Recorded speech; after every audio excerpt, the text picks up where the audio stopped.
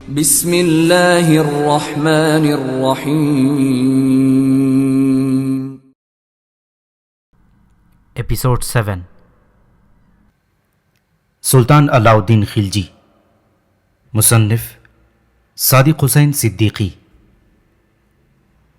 اگلے روز دربار تھا۔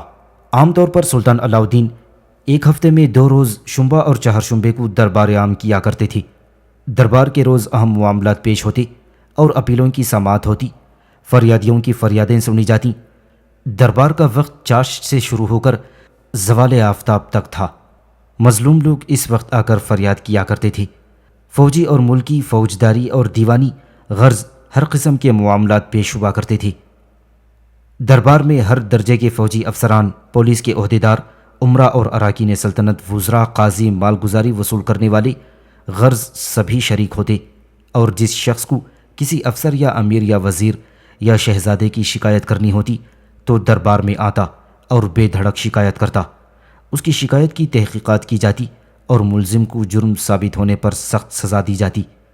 یہی وجہ تھی کہ عمال حکومت ڈرتے تھے، ظالم کانپتے تھے اور کوئی کسی پر ذرا بھی سختی نہ کر سکتا تھا۔ سلطان کی عدل گستری کی وجہ سے امن و امان کا دور دورہ تھا۔ رعیت شاد تھی، نہ چوری کا ڈر تھا اور نہ رہزنی کا خطرہ۔ یہاں تک روایت اکثر تاریخوں میں لکھی جاتی ہے کہ اس سلطان کے عہد میں راستوں کے امن کا یہ عالم تھا کہ لوگ رات دن سفر کرتے تھے، کوئی واردات، رہزنی یا ڈکیتی کی سننے میں نہ آتی۔ چنانچہ ایک ضعیفہ نے تنہا لکھنؤ سے دہلی تک سفر کیا اور اس کے پاس بے شمار اشرفیاں تھیں۔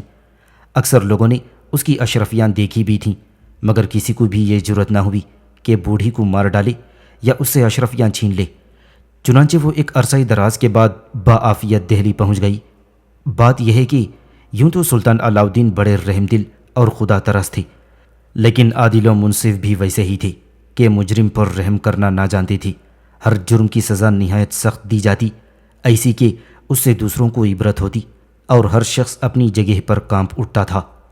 اس سے عادی مجرموں کے حوصلے بھی پست ہو گئے تھے۔ دربار میں قریب قریب تمام درباری آ چکے تھے۔ دربار کا حال اس قدر وسیع تھا کہ اس میں 8-10 ہزار آدمی سما جاتے اور اس قدر بلند تھا کہ ذرا سی آواز بھی گونج جاتی۔ دربار کے باہر ایک فوجی دستہ تعینات ہو گیا تھا۔ کچھ سپاہی دربار کے اندر ہر ستون سے لگ کر کھڑے ہو گئے تھے۔ اس دربار کی چھت پتھر کے موٹے موٹے 70 ستونوں پر آویزاں تھی۔ ایک طرف مجرموں کے کھڑے ہونے کے لیے ایک جگہ مخصوص تھی جس کے گرد پتھر کا جالی دار جنگلہ لگا ہوا تھا۔ اس جنگلے کی پشت پر سپاہی کھڑے ہوتے تھے۔ آج بھی کئی مجرم موجود تھے اور ان کی پاسبانی کے لیے چند سپاہی ان کے پیچھے کھڑے تھے۔ چونکہ اب سلطان کی آمد کا وقت ہو گیا تھا، اس لیے سب لوگ خاموش تھے اور اس پردے کی طرف دیکھ رہے تھے جس سے سلطان برآمد ہوا کرتے تھے۔ یہ پردہ ایک عالیشان دروازے پر پڑا ہوا تھا۔ لوگ خاموشی سے دیکھ رہے تھے کہ آواز آئی، ہوشیار، با ادب، خبردار، فلک بارگاہ، جہاں پناہ، ذل الہی، سکندر ستوت، قارون حشمت، سلطان ذیشان تشریف لا رہے ہیں۔ تمام لوگ مؤدب ہو کر کھڑے ہو گئے۔ فوراً 2 حاجب نمودار ہوئے۔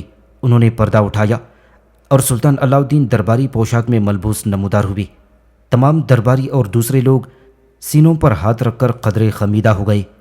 سلطان تخت پر بیٹھے، دونوں حاجب تلواریں سونت کر تخت کے پیچھے جا کھڑے ہوئے۔ جو چوبدار سونے کا عصا ہاتھ میں لے کر پہلے آیا تھا وہ مغزرانی کرنے لگا۔ سلطان نے ایک سرسری نظر دربار کے حاضرین پر ڈالی۔ سب لوگ ادب اور خاموشی سے ایستادہ تھے۔ تخت سے قدرے فاصلے پر شہزادہ خضر خان اور اس کا دوست ممتاز خان بیٹھے تھے۔ ان سے کچھ دور ملک کافور جو وزیر اعظم یا مدار المہام تھا وہ بیٹھا ہوا تھا، اور اس کے قریب ہی نصرت خان اور علب خان سلطان کے سالے بیٹھے تھے۔ ان کے بعد اور امراء اور رؤسا درجہ بدرجے بیٹھے ہوئے تھے۔ سلطان نے سب کو بیٹھنے کا اشارہ کیا۔ سب نے نعرہ لگایا، سلطان ذیشان زندہ باد، اور خاموشی سے اپنی اپنی جگہ پر بیٹھ گئے۔ سلطان نے ایک شخص کی طرف دیکھ کر کہا، تم اپنی رپورٹ پیش کرو۔ یہ شخص منڈی کا افسر اعلیٰ تھا۔ اس نے کہنا شروع کیا، جہاں پناہ کے اقبال سے اناج اسی نرخ پر فروخت ہو رہا ہے جو ذل الہی نے مقرر فرما دیا تھا۔ یہ بات صرف علاء الدین ہی کو میسر آئی تھی کہ جو نرخ انہوں نے اناج کا مقرر کر دیا تھا اسی نرخ پر غلہ فروخت ہوتا، اس سے زیادہ پر نہیں۔ انہوں نے جو نرخ مقرر کیا تھا وہ یہ تھا: گیہوں فی من 7.5 جیتل، جو فی من 4 جیتل، جوار فی من 5 جیتل اور چنا فی من 5 جیتل۔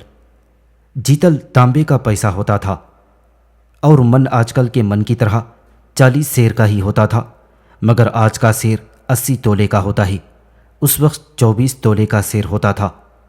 اگر آج کل کے من سے حساب لگایا جائے تو سلطان علاء الدین کے عہد میں گیہوں تقریباً 6 آنے من تھا۔ اسی طرح دوسری چیزوں کا بھی قیاس کر لیا جائے، اتنا ارزاں غلہ اور کسی بادشاہ یا راجا کے عہد میں فروخت نہ ہوا تھا۔ اس کی وجہ یہ تھی کہ سلطان نے غلے کی خرید و فروخت کے متعلق قوانین بنا دیے تھے اور ان پر سختی سے عمل کیا جاتا تھا۔ یہ قوانین حسب ذیل تھے۔ اول یہ کہ غلے کا نرخ خود سلطان مقرر کیا کریں گے، دوسرا یہ کہ سرکاری طور پر غلہ خرید کر ذخیرہ کیا جائے گا اور نرخ سلطانی پر بیچا جائے گا، سوم یہ کہ اناج کے بیوپاری سچے اور معتبر شخص ہوں گے، چہارم یہ کہ بنجاروں کے نام شہنہ منڈی کے دفتر میں لکھے جائیں گے اور وہی باہر سے غلہ لا کر فروخت کر سکیں گے، اور پنجم یہ کہ دلی سے 100 کوس تک کے مزارعان 10 من سے زیادہ کا ذخیرہ نہ رکھیں، باقی تمام غلہ بنجاروں یا سرکاری آدمیوں کے ہاتھوں فروخت کر دیں۔ ششم یہ کہ کسی شخص کو بھی اس کی روزانہ ضرورت سے زیادہ غلہ نہ دیا جائے۔ ہفتم یہ کہ بغیر سلطان کی منظوری حاصل کیے قلمرو سلطانی سے غلہ باہر نہ بھیجا جائے۔ ان ضابطوں کی پابندی نہ کرنے والے سخت سزا پاتے تھے۔ یہی وجہ تھی کہ قحط کے زمانے میں بھی غلے کا نرخ نہ چڑھتا تھا۔ سلطان نے شہنہ کے علاوہ جاسوس بھی چھوڑ رکھے تھے جو منڈی کی خبریں اور خرید و فروخت کے اعداد و شمار لکھ لکھ کر بھیجتے رہتے تھے۔ اسی طرح سلطان نے کپڑے کا نرخ بھی مقرر کر دیا تھا اور کپڑا بھی شاہی نرخ پر ہی فروخت ہوتا۔ سلطان نے شہر کے اندر ایک وسیع میدان میں سرائے عدل کے نام سے کپڑے کی بھی منڈی تعمیر کرا دی تھی اور یہ حکم دے دیا تھا کہ سوائے سرائے عدل کے شہر میں اور کہیں کپڑا فروخت نہ کیا جائے گا۔ گویا کپڑوں کی دکان کسی بازار میں بھی نہ تھی۔ ساتھ ہی یہ فرمان بھی جاری کر دیا تھا کہ جو شخص مقررہ نرخ سے 1 جیتل یعنی 1 پیسہ فی گز بھی زیادہ لے تو اس کا سارا کپڑا ضبط اور اس سے تاوان بھی لیا جائے گا۔ کپڑے کی بھی سرکاری دکانیں کھول دی گئی تھیں۔ یہ دکانیں الصبح کھلتی تھیں اور عصر کے وقت بند ہو جاتیں۔ عصر سے صبح تک خرید و فروخت قانوناً ممنوع قرار دے دی گئی تھی۔ اکثر ضرورت کی صورت میں شہنہ سے اجازت لے کر خرید و فروخت کی جا سکتی تھی۔ چونکہ کپڑے کا نرخ بھی اناج کے نرخ کی طرح حد درجے ارزاں رکھا گیا تھا، اس لیے اس کے لیے بھی یہ قوانین تھے کہ کوئی شخص ضرورت سے زیادہ کپڑا نہ خریدے۔ پارچہ نفیس یا ریشمی قسم کا کپڑا صرف امیر اور رئیس ہی خریدیں، اور وہ بھی رئیس بازار یعنی شہنہ کی منظوری حاصل کر کے۔ اس سے یہ مطلب تھا کہ کوئی شخص یہاں سے سستا کپڑا ریشمی خرید کر کہیں دوسرے حصہ ملک میں کثیر منافع اٹھا کر نہ فروخت کر سکے۔ رئیس بازار نے اناج منڈی اور کپڑوں کے نرخ سنائے تو سلطان نے کہا، ماں بدولت ہم یہ چاہتے ہیں کہ رعیت خوشحال رہے، تم دیانت داری سے اپنے کام انجام دیتے رہو۔ اچھا اب ملزمان کو پیش کرو۔ ملزمان سلطان کے سامنے لائے گئے۔ سلطان نے کہا، ان پر جو الزام ہے وہ بیان کریں۔ کوتوالے شہر نے آگے بڑھ کر ان دونوں کی طرف اشارہ کرتے ہوئے کہا، جہاں پناہ، ان 2 شخصوں پر شراب خوری کا الزام ہے۔ سلطان نے دیکھا وہ دونوں مسلمان تھے اور یہ دونوں سلطان کی تیز نظریں دیکھ کر سہم گئے۔ سلطان نے کہا، کس قدر افسوس ہے کہ تم مسلمان ہو کر شراب پیتے ہو، یہ نہیں جانتے کہ خدا نے شراب حرام کی ہے۔ شراب پینے والے حشر کے روز جب پیاس سے مخلوق کے حلق خوش ہوں گے، حوض کوثر کا پانی پینے سے محروم رہیں گے۔ دونوں ملزمان نے گڑ گڑا کر کہا، عالی جاں، ہم سے غلطی ہوئی، اب معاف کر دیجئے گا، ہم آئندہ کبھی شراب نہیں پئیں گے۔ سلطان نے کہا، جس قدر شرابی گرفتار کر کے لائے جاتے ہیں ایسا ہی کہتے ہیں، لیکن وہ پھر بھی شراب پیتے ہیں۔ حالانکہ میں نے اپنی قلمرو میں شراب کشیدہ کرنے، بیچنے اور پینے کی سخت ممانعت کر رکھی ہے، اب میں ہرگز درگزر نہیں کر سکتا۔ میں نے شرابیوں کے لیے ایک کنویں میں صحت دریاں بنا دی ہیں، تم جیسے ذلیل اور بے حیا کتوں کو اس میں قید رکھا جائے گا۔ پھر سپاہیوں سے کہا، ان بدبختوں کو لے جاؤ اور کنویں میں قید کر دو۔ دونوں شرابیوں کو سپاہی لے گئے۔ کوتوال نے ایک مہاجن کی طرف اشارہ کرتے ہوئے کہا، اس نے خفیہ طریقے پر کئی 100 من گیہوں خرید کر ذخیرہ کر لیے ہیں۔ سلطان نے کہا، اس کے پاس غلہ خریدنے کی سند نہیں ہے؟ جی نہیں۔ کیوں جی، تم نے اس نافرمانی کی جرت کیوں کی؟ مہاجن نے کہا، قصور ہو گیا جہاں پناہ، سارا غلہ ضبط کر لیا جائے اور 100 ٹکا نقرئی یعنی 100 روپیے جرمانہ وصول کیا جائے۔ سپاہی مہاجن کو بھی لے گئے۔ غرض اس طرح جب تمام ملزموں کا فیصلہ ہو چکا تب سلطان نے خضر خان سے کہا، اب تم بیان کرو کہ راجہ رام دیو والی دیو گڑھ نے خراج کے متعلق کیا کہا ہے۔ خضر خان کھڑے ہو گئے اور سب درباری ان کی طرف متوجہ ہو گئے۔ خضر خان نے کہنا شروع کیا، عالم پناہ، رام دیو نے خراج کی ادائیگی میں لیت و لعل کیا ہے۔ سلطان نے کہا، کیا عذرات بیان کیے ہیں اس نے؟ پہلے تو اس نے کہا کہ خراج کی رقم زیادہ ہے، اور پھر کہنے لگا، ریاست کے اخراجات بڑھے ہوئے ہیں، آمدنی کچھ زیادہ نہیں ہے، اس لیے خراج معاف کر دیا جائے۔ لیکن خراج معاف کرانے کا یہ طریقہ تو نہیں ہے، سلطان نے پوچھا۔ میں نے کہا تھا ان سے کہ اگر یہ خراج زیادہ ہے یا ریاست کی آمدنی گھٹ گئی ہے اور اخراجات بڑھ گئے ہیں تو اعلیٰ حضرت کے حضور میں چل کر اس کے متعلق درخواست پیش کریں۔ تم نے ٹھیک کہا، ہم اکثر ان راجاؤں پر خراج کی رقم معاف کرتے رہے ہیں جو حقیقت میں ادائیگی کی قدرت نہ رکھتے تھے۔ ہاں تو پھر اس نے کیا کہا؟ کہنے لگا کہ سلطان کے حضور میں جانے کی جرت نہیں ہوتی، اگلے سال شاید آ سکوں گا۔ اس کی اس گفتگو سے بوئے وفا نہیں آتی بلکہ غداری اور مکاری ظاہر ہوتی ہے، سلطان نے کہا تھا۔ اس پر خضر خان کہنے لگا، ذل الہی، میں نے بھی اگرچہ اس کی گفتگو سے سمجھ لیا تھا کہ وہ فریب دے رہا ہے، لیکن جھوٹے کو گھر تک پہنچانے کے خیال سے میں نے کہا، تم مطلق تردد نہ کرو، میرے ساتھ جہاں پناہ کی خدمت میں چلو، میں سفارش کر کے مہلت دلوا دوں گا۔ خوب کہا تم نے۔ اس کا اس نے کیا جواب دیا؟ کہنے لگا کہ میں ڈرتا ہوں کہ کہیں مجھے سلطان قید نہ کر دیں۔ میں نے کہا، میں اس کا ذمہ لیتا ہوں کہ تمہیں سلطانی عتاب سے بچا لوں گا۔ اس نے کہا، اس وقت میرا جانا کسی طرح مناسب نہیں، سلطان کے قہر و غضب سے کوئی کسی کو نہیں بچا سکتا، اگلے سال دیکھا جائے گا۔ غرض ہر چند میں نے سمجھایا مگر وہ نہ آنے پر آمدہ ہوا اور نہ خراج کی ادائیگی پر تیار ہوا۔ سلطان نے کہا، اس کا 3 سال سے چپ رہنا، خراج ادا نہ کرنا، نام و پیام بند کر دینا اس بات کو ثابت اور ظاہر کرتا ہے کہ وہ سرکشی پر آمدہ ہے۔ ماں بدولت نے چاہا تھا کہ خون ریزی نہ ہو، بندگان خدا کا ناحق خون نہ بہے، لیکن اس کے دماغ میں شاید فرعونیت سما گئی ہے۔ وہ مرہٹا ہے، اسے اپنی بات کا پاس نہیں ہے، سیدھی انگلیوں گھی نکلتا نظر نہیں آتا۔ ممکن ہے وہ جنگ کی تیاری کر رہا ہو، کچھ اس کے متعلق تم نے سراغ لگایا؟ خضر خان نے کہا، اعلیٰ حضرت، یہ بات تو مجھے اس وقت معلوم ہو گئی تھی کہ جب میں نے دیکھا کہ وہ راہ راست پر نہیں آتا، نہ خراج ادا کرتا ہے، نہ چلنے کی حامی بھرتا ہے، تب میں نے کہا، کیا آپ چاہتے ہیں کہ سلطانی فوجیں نقل و حرکت کریں اور دیو گڑھ میں آ کر خون کی ندیاں بہا دیں؟ تو رام دیو کے بڑے بیٹے سنگل دیو نے، جو اس وقت وہاں موجود تھا، جوش میں آ کر کہا، اس پر بھروسہ نہ کرنا، ہم نے بھی تیاری کر لی ہے، اگر سلطانی لشکر یہاں آیا تو۔ میں نے دیکھا رام دیو نے آنکھ سے اشارہ کیا اور وہ چپ ہو گیا، اور میں سمجھ گیا کہ خراج کی ادائیگی دیدہ و دانستہ روکی گئی ہے اور جنگ کی تیاریاں یقیناً کی جا رہی ہیں۔ سلطان کا چہرہ سرخ ہو گیا، انہوں نے پرغضب لہجے میں کہا، اس کی اس قدر جرت! کیا بھول گیا وہ 697 ہجری کے واقعات کو، جب اسلامی لشکر دیو گڑھ پر حملہ آور ہوا تھا؟ اس کی فوج کو زبردست ہزیمت ہوئی تھی، وہ شکست کھا کر قلعے میں محصور ہو گیا تھا اور بڑی عاجزی سے اس نے ادائیگی خیرن پر صلح کر لی تھی۔ کیا وہ پھر اسی منظر کو دیکھنا چاہتا ہے؟ پھر مسلمانوں کی قوت اور اسلام کی عظمت کا امتحان لینا چاہتا ہے؟ خضر خان نے کہا، عالم پناہ، جہاں تک میں نے اندازہ لگایا ہے رام دیو بری طبیعت کا نہیں ہے، وہ اعلیٰ حضرت سے بگاڑ نہیں چاہتا، لیکن اس کا بیٹا سنگل دیو سرکش اور فرعون ہے، اسی نے باپ کو اس سرکشی پر آمادہ کیا ہے، شاید اس لیے کہ اس کی رگوں میں جوانی کا خون دوڑ رہا ہے، وہ ہیبتناک خونی معرکہ دیکھنا چاہتا ہے۔ ملک کافور، ملک کافور اٹھ کھڑا ہوا۔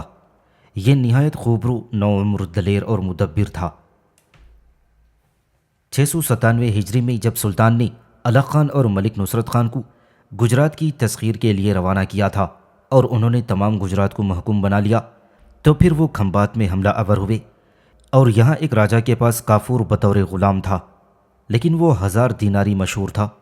اسے کافور 1000 دیناری کہتے تھے۔ یہ نہایت ہوشیار اور کاروبار سلطنت سے خوب واقف تھا۔ راجہ کو اس پر اس قدر اعتماد اور اصابت رائے پر اس قدر بھروسہ تھا کہ عنان حکومت اس کے ہاتھوں میں دے کر خود داد عیش دینے لگا تھا۔ جب اسلامی لشکر کھمبات میں آیا تو ملک کافور 1000 دیناری نے نہایت سختی سے اس کا مقابلہ کیا، خوب ہی لڑا، لیکن آخر اسے ہی شکست ہوئی اور ملک کافور بھی گرفتار کر لیا گیا۔ مال غنیمت اور دوسرے قیدیوں کے ساتھ وہ بھی دہلی لایا گیا۔ جب سلطان علاء الدین کے روبرو قیدی پیش ہوئے تو سلطان کی نظر اس پر پڑی۔ وہ اس پر مہربان ہو گئے۔ انہوں نے قریب بلا کر دریافت کیا کہ وہ کون ہے۔ اس نے بتایا کہ وہ ایک لاوارث بچہ تھا۔ اسے ایک سوداگر نے پرورش کیا تھا، لکھایا پڑھایا، فنون حرب و ضرب سکھائی اور بعد کو ایک راجہ کے ہاتھ فروخت کر دیا۔ راجہ نے اسے کم عمری کے زمانے میں ساقہ کری کی خدمت عنایت کی۔ چونکہ کافور خوبرو، شائستہ اور ذہین تھا، اس لیے اس نے رفتہ رفتہ راجہ کے مزاج میں رسوخ حاصل کر لیا اور 1000 دیناری کے عہدے پر مامور ہو گیا۔ سلطان کو وہ اس درجے پسند آیا کہ انہوں نے اسے آزاد کر کے شاہی ملازمان کے زمرے میں لے لیا تھا۔ کافور میں مزاج دانی اور مزاج شناسی کا ملیکہ کوٹ کوٹ کر بھرا ہوا تھا۔ تھوڑے ہی دنوں میں وہ سلطان کی نظروں میں اس قدر چڑھ گیا کہ اسے نائب ملک بنا دیا گیا۔ نائب ملک کا عہدہ بڑا زبردست تھا۔ سلطان کے حکم کے بعد اس کا حکم چلتا تھا اور وہ سلطان کا نائب کہلاتا تھا۔ ملک کافور نے کہا، عالم پناہ، غلام حاضر ہے۔ سلطان نے کہا، تم نے شہزادی کی گفتگو سنی؟ ایک ایک لفظ سنا۔ اعلیٰ حضرت کو شاید یاد ہوگا کہ اس غلام نے پہلے بھی ایک مرتبہ عرض کیا تھا کہ دیوگڑھ سے خراج نہ آنے سے شک ہے کہ رام دیو سرکشی پر آمدہ ہے۔ سلطان نے کہا، ہاں، ماں بدولت کو یاد ہے۔ کافور نے کہا، میں عرصے تک گجرات، بکلانا، مالوا اور کھمبات میں رہا ہوں۔ وہاں کے عام ہندو اور راجاؤں سے بھی میرا سابقہ ہوتا رہا ہے۔ میں خوب جانتا ہوں کہ وہ صادق القول نہیں ہوتے، وقت اور ہوا کے دیکھنے والے ہیں۔ تب تمہاری کیا رائے ہے؟ سلطان نے پوچھا۔ غلام کی رائے کیا؟ البتہ غلام کا یہ فرض ہے کہ جو حکم بھی دیا جائے اس کی تعمیل کرے۔ اچھا، تم تیاری کرو۔ 697 ہجری میں جو مہم نامکمل رہ گئی تھی اسے مکمل کرو۔ کافور نے ادب سے سر جھکا کر کہا، بصر و چشم عالم پناہ۔ اب سلطان نے ملک نصرت خان کو پکارا۔ ایک ادھیڑ عمر کا شخص اٹھ کھڑا ہوا۔ اسی کا نام ملک نصرت خان تھا۔ اس کے چہرے سے تدبر و نحور کی علامتیں ٹپک رہی تھیں۔ اس نے دونوں ہاتھ سینے پر رکھ کر سر کو کسی قدر رقم کر کے کہا، میرے پیر و مرشد۔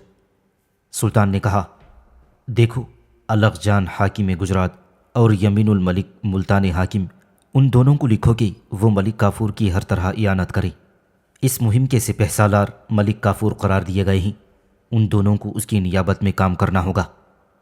نصرت خان نے کہا، بہتر ہے جہاں پناہ۔ پھر وہ بیٹھ گئے اور انہوں نے اسی وقت 2 فرمان لکھے، ایک الغ خان کے نام جو سلطان کے بھائی اور گجرات کے گورنر تھے، اور دوسرا یمین الملک کے نام جو مالوا کے گورنر تھے۔ انہوں نے دونوں فرمان سلطان کے حضور میں پیش کیے۔ سلطان نے انہیں پڑھ کر ان پر شاہی مہر ثبت کی۔ ملک نصرت خان نے اس وقت ایک فوجی افسر کو یہ حکم نامہ دے کر اسے ہدایت کر دی کہ وہ فوراً تیز رو قاصدوں کے ساتھ روانہ کر دے، اور قاصد اس وقت روانہ کر دیے گئے تھے۔ اب سلطان نے کہا، ملک کافور، تم لشکر کا انتخاب آج ہی سے شروع کر دو اور جس قدر جلد ممکن ہو کوچ کر جاؤ۔ کافور نے کہا، بہت بہتر جہاں پناہ۔ سلطان نے کہا، لیکن اس بات کا خیال رکھنا کہ حد سے زیادہ سختی نہ کرنا۔ سنگ دلی اور شقاوت قلبی انسان کو پتھر بنا دیتی ہے۔ خدا ایسے لوگوں کو پسند نہیں کرتا۔ نرمی اور شفقت سے لوگ رام ہو سکتے ہیں، اور حلم اور مروت خدا کو پسند ہیں۔ تم بھی حسن تدبر اور رحم و کرم سے دشمنوں کے دلوں کو تسخیر کرنا اور اپنے ماتحت افسروں کی وجاہت کا خیال رکھنا۔ کافور نے کہا، ذات اقدس کے حکم کی ایک ایک لفظ کی تعمیل کی جائے گی جہاں پناہ۔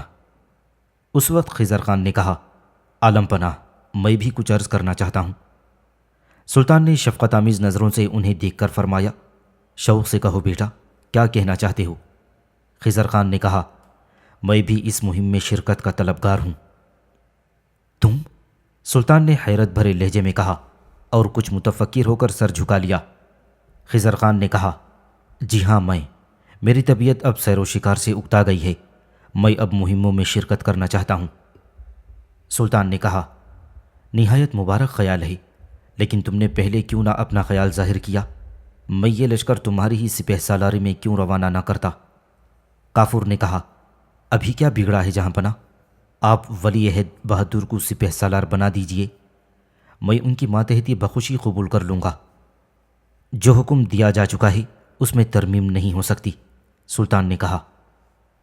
لیکن ملک کافور کی نیابت میں جانے میں مجھے کوئی اعتراض نہیں، آخر چچا جان کو بھی ان کی ماتحتی میں رکھا گیا ہے۔ اچھا، تمہیں اجازت دی جاتی ہے، لیکن تمہیں ہر کام ملک کافور سے اجازت لے کر کرنا ہوگا۔ خضر خان نے کہا، مجھے منظور ہے، اور کیا جہاں پناہ میرے دوست ممتاز خان کو بھی اجازت دے دیں گے؟ ہاں، اگر وہ جانا چاہتے ہیں تو میری طرف سے اجازت ہے۔ ذل الہی کا شکریہ، خضر خان نے کہا۔ چونکہ اب دوپہر ہو گئی تھی اس لیے دربار برخاست کر دیا گیا۔ سلطان تشریف لے گئے اور تمام درباری اٹھ کر چلے گئے تھے۔ رات کا وقت تھا، قصر شاہی کے چپے چپے پر روشنی ہو رہی تھی، جو اس قدر تیز تھی کہ دن نکلا ہوا معلوم ہوتا تھا۔ گرمیوں کے ایام تھے۔ سلطان اس وقت دلکشاں نامی باغیچے میں رونق افروز تھے۔ چاندنی رات تھی اور چاند اپنی پوری آب و تاب سے نکلا ہوا تھا۔ چاندنی کی سفید چادر تمام باغیچے پر چھائی ہوئی تھی۔ آسمان سے زمین تک نور کی بارش ہو رہی تھی۔ چمنزار کا پتا پتا، غیچہ غیچہ، پھول پھول اور ڈال ڈال نور میں نہا رہے تھے۔ پھولوں کی بھینی بھینی خوشبو مہک رہی تھی۔ سلطان ایک گدےدار صوفے پر بیٹھے تھے۔ وہ اس وقت سادہ لباس پہنے ہوئے تھے اور ان کے پہلو میں رانی کولا دیوی ملکہ ثانی جلوہ افروز تھیں۔ آج انہوں نے خوب سنگھار کیا تھا۔ ان کے جمال دلکش سے ان کا چہرہ جگمگا رہا تھا۔ سرمگی آنکھیں غضب ڈھا رہی تھیں۔ سینے کا ابھار دیکھنے والے کے دل میں چٹکیاں لے رہا تھا۔ وہ اس وقت نہایت نفیس اور دیدہ زیب شلوکا اور ساڑھی میں ملبوس تھیں۔ ساڑھی کے پلوؤں پر ایک بالش چوڑی سیاہ مخملی کوٹ لگی ہوئی تھی کہ جس پر سنہری کارچوبی کا کام بنا ہوا تھا اور مرصع جواہرات کے ہر زیب گلو تھا۔ اس کی نفاست اور ہاروں کی چمکنی اس کے آئینہ جیسے شفاف رخساروں میں بجلیاں سی بھر دی تھیں۔ اگرچہ اس کی عمر 35-36 سال کے قریب تھی، لیکن صحت ایسی تھی کہ 35 سال سے زیادہ معلوم نہ ہوتی تھی۔ بدن کا ہر عضو گول اور سڈول تھا۔ سلطان نے اس کے منور چہرے کی طرف دیکھ کر مسکراتے ہوئے کہا، چشم بددور، آج تو خوب ہی نکھر رہی ہو۔ کولا دیوی نے شرمیلے لہجے میں مسکرا کر برق پاشی کرتے ہوئے کہا، اعلیٰ حضرت کا شکریہ۔ سلطان نے ہنس کر کہا، کس بات کا؟ اس تعریف کا جو آپ نے کنیز کی ہے۔ تمہاری تعریف اب بھی ناممکن ہے۔ تمہارے بے پناہ حسن میں اب بھی اس غضب کی دلکشی اور جاذبیت ہے کہ…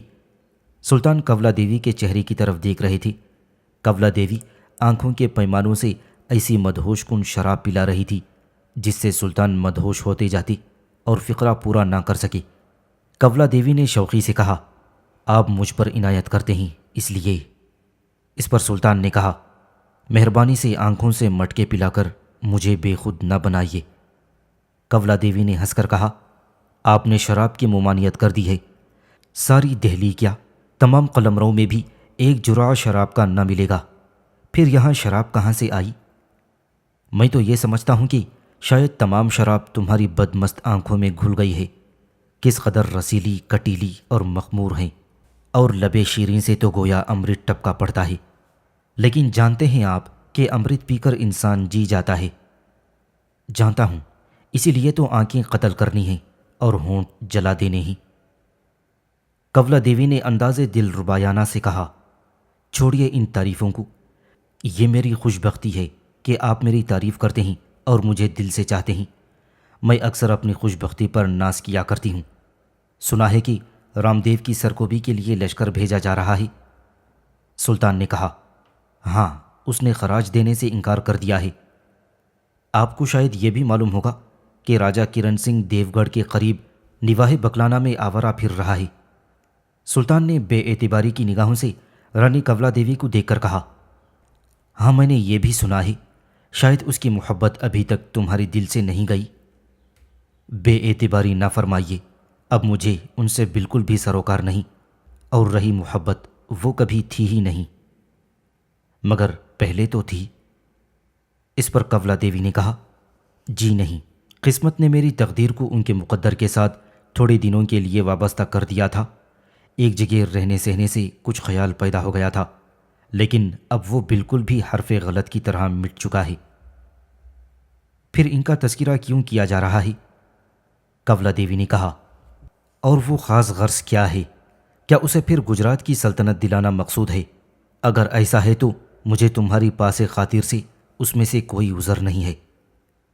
میں اعلیٰ حضرت کی شکر گزار ہوں، لیکن سلطان نے اسے روک کر کہا، کولا دیوی، تم شاید اس بات کو نہ بھولی ہوگی کہ راجہ کرن نے خود ہی شروعات کی تھی۔ وہ آرام اور اطمینان سے گجرات پر حکومت کر رہا تھا، لیکن اس کے نالائق مشیروں نے اسے دہلی کے تخت کے خواب دکھائے۔ وہ ان لوگوں کے کہنے میں آ کر پہاڑ سے سر مارنے پر آمادہ ہو گیا، ماں بدولت کے مقابلے پر اتر آیا۔ اس کی تمردی سرکشی اور فرعونیت کو دیکھ کر ہم نے اپنے بھائی علاء خان اور ملک نصرت خان کو لشکر دے کر گجرات پر بھیج دیا تھا۔ ان دونوں سرفروش اور جانبازوں نے وہ جرأت و شجاعت دکھائی، اور لشکر اسلام نے اس مردانگی اور دلیری سے کام لیا کہ راجہ کرن رائے کو شکست فاش ہوئی۔ تمام گجرات اس کے قبضے سے نکل گیا، اور وہ ایسا حواس باختہ ہو کر بھاگا کہ بیوی بچوں کو بھی چھوڑ گیا۔ رانی کولا دیوی نے قطع کلام کرتے ہوئے کہا، کیا مجھے یہ تمام باتیں معلوم نہیں ہیں؟ اور کیا میں نے انہیں اپنی ننگ و ناموس کو چھوڑ کر بھاگتے ہوئے نہیں دیکھا؟ عالم پناہ، ایک ایک بات کا مجھے علم ہے۔ اور یہ جانتی ہو کہ اس نے پناہ کہاں جا کر لی تھی؟ سنا تھا کہ دیو گڑھ میں جا کر رام دیو سے پناہ مانگی تھی۔ سلطان نے کہا، صحیح سنا تھا تم نے۔ راجہ کرن رائے راجپوت ہے، اسے اپنی قوم اور اپنے خاندان پر بڑا ناز تھا۔ وہ رام دیو کو مراٹھا ہونے کی وجہ سے اپنے سے کمتر سمجھتا تھا، اس کی ذات میں کیڑے نکالا کرتا تھا، اسے نفرت سے دیکھتا اور اس کے ساتھ حقارت سے پیش آتا۔ لیکن اس کے پاس پناہ مانگنے گیا، پھر بھی اسے پناہ مانگتے ہوئے غیرت نہ آئی اور نہ شرم دامنگیر ہوئی۔ رام دیو نے اس مغرور کے ساتھ نہایت انسانیت اور شرافت کا برتاؤ کیا، اسے پناہ دی اور پھر اسے عافیت بکلانا میں پہنچا دیا گیا۔ کولا دیوی نے کہا، ان کی غیرت کا تو اس وقت خاتمہ ہو گیا تھا جب وہ میدانی جنگ سے ایسے سراسیمہ اور بدحواس ہو کر بھاگی کہ اپنی آل اور اولاد کو بھی چھوڑ گئی تھی۔ مگر اس ذکر سے عالم پناہ کا منشا کیا ہے؟ سلطان نے کہا، صرف یہ کہ اگر وہ سرکشی اور جنگ و پیکار کے بعد بھی ہم سے پناہ مانگتا تو ہم اسے نہ صرف پناہ ہی دیتے، بلکہ اپنے ملک کا جس قدر حصہ وہ ہم سے طلب کرتا ہم اسے بخوشی بخش دیتے۔ کولا دیوی نے کہا، مگر جب بدھی بھی ٹھکانے ہوتی ان کی؟ ہاں، اگر عقل ٹھکانے ہوتی تو وہ لڑائی کیوں مول لیتا؟ خیر تو تم اس کا ذکر کیوں کر رہی تھی؟ کولا دیوی نے کہا، راجہ کرن رائے کے پاس ایک لڑکی ہے، نہایت سندر، چندرما جیسی، مانو پورن ماشی کا چاند ہو۔ سلطان نے مسکرا کر کہا، تم سے بھی زیادہ حسین ہے وہ حسن و شباب کی ملکہ ہے عالم پناہ، اسے دیکھنے والے محو حیرت رہ جاتے ہیں۔ اس کے حسن کی تعریف کرنے سے تمہارا منشا کیا ہے؟ سوائے اس کے کچھ نہیں کہ میں یہ بتا دوں کہ وہ ایک نہایت ہی حسین و محجبین لڑکی ہے۔ سلطان نے کہا، کیا تمہارا یہ منشا ہے کہ میں اس لڑکی پر فریفتہ ہو جاؤں؟ کولا دیوی نے کہا، میں اعلیٰ حضرت کو جانتی ہوں اور اس بات کو اچھی طرح سمجھتی ہوں کہ جہاں پناہ ایسی باتوں سے متنفر ہیں۔ پھر آخر تم کیا چاہتی ہو؟ کولا دیوی نے کہا، وہ لڑکی اس سے حاصل کر لی جائے۔ سلطان نے حیرت سے ملکہ کی طرف دیکھ کر پوچھا، لیکن کیوں؟ یہ بات میں اس وقت عرض کروں گی جب کہ وہ لڑکی یہاں آ جائے گی۔ اگر ابھی بتا دو تو؟ میں بتا تو دوں گی، لیکن اگر وہ لڑکی ہاتھ نہ آئی تو اعلیٰ حضرت کو بھی ملال ہوگا اور مجھے بھی۔ لیکن آج تک تم نے اس لڑکی کے متعلق کبھی کچھ نہیں کہا تھا۔ مجھے خیال تھا کہ ممکن ہے وہ لڑکی مر گئی ہوگی، مگر اب کیسے معلوم ہوا کہ وہ زندہ ہے؟ مجھے خضر خان نے بتایا ہے۔ کیا خضر خان نے اس لڑکی کو دیکھا ہے؟ جی ہاں دیکھا ہے، ملے ہیں، باتیں کی ہیں، مگر وہ یہ نہیں جانتے کہ وہ کون ہے۔ شاید وہ تمہاری کوئی عزیزہ ہے۔ جی بالکل، اور اسی لیے تم اسے حرم سلطانی میں بلانا چاہتی ہو؟ جی یہ سچ ہے، مجھے اس بچی سے اس قدر محبت ہے کہ میں بیان ہی نہیں کر سکتی۔ سلطان نے کہا، یہ کچھ بات نہیں، ہم ابھی ملک کافور کو بلا کر حکم دے دیتے ہیں کہ جس طرح بھی ممکن ہو وہ اس لڑکی کو حاصل کر کے یہاں عزت و احترام کے ساتھ بھیج دیں۔ قولا دیوی نے شکر گزار نگاہوں سے سلطان کو دیکھ کر کہا، میں کس زبان سے اعلی حضرت کی مہربانیوں کا شکریہ ادا کروں گی؟ سلطان نے کہا، اس میں شکریہ کی کیا ضرورت ہے، بھلا اس لڑکی کا کیا نام ہے؟ قولا دیوی نے کہا، اس کا نام دیول دیوی ہے۔ سلطان نے اسی وقت ایک کنیز کو حکم دیا کہ وہ داروغہ محل سے کہے کہ ملک کافور کو حاضر کرے۔ کنیز چلی گئی۔ سلطان قولا دیوی کے ساتھ باغیچے میں چہل قدمی کرنے لگے۔ تھوڑی ہی دیر کے بعد ملک کافور کے آنے کی اطلاع ہوئی۔ سلطان نے قولا دیوی کو رخصت کر دیا اور وہیں ملک کافور کو بلوا لیا گیا۔ ملک کافور نے آتے ہی ادب سے سلام کیا۔ سلطان نے سلام کا جواب دے کر کہا، دیکھو دیوگڑھ کے نواح میں راجہ کرن رائے آوارہ پھر رہا ہے اور اس کے ساتھ ایک لڑکی ہے جس کا نام دیول دیوی ہے۔ رانی قولا دیوی اسے اپنے پاس طلب کر رہی ہیں۔ تم جس طرح بھی ممکن ہو دیول دیوی کو راجہ سے لے کر نہایت عزت و احترام کے ساتھ یہاں بھیج دینا۔ ملک کافور نے کہا، بہت خوب جہاں پناہ۔ سلطان نے کہا، ایسا نہ ہو کہ تم بغیر اس لڑکی کو لیے چلے آؤ۔ انشاءاللہ ایسا نہ ہوگا۔ ملک کافور رخصت ہو گیا اور سلطان بھی آرام کرنے کے لیے اپنے کمرے میں چلے گئے تھے۔ سامعین سے گزارش کی جاتی ہے کہ ہمارے سارے چینلز ایلیکونٹ ادب ایکسٹراز، سوارڈ آف حق چینل اور اتحاد الانصار چینل میں جن آڈیو بکس اور سیریز کو مکمل کیا جا چکا ہے، ان سب کا مطالعہ ہمارے پلے لسٹ سیکشن سے کریں اور ان آڈیو بکس اور سیریز کو آپ اپنے دوست و احباب میں شیئر کرتے رہیں، اور ہمارے سوشل میڈیا پلیٹ فارمز کے لنکس ڈسکرپشن میں دیے گئے ہیں، ہمیں سبسکرائب اور فالو ضرور کریں۔ جزاک اللہ۔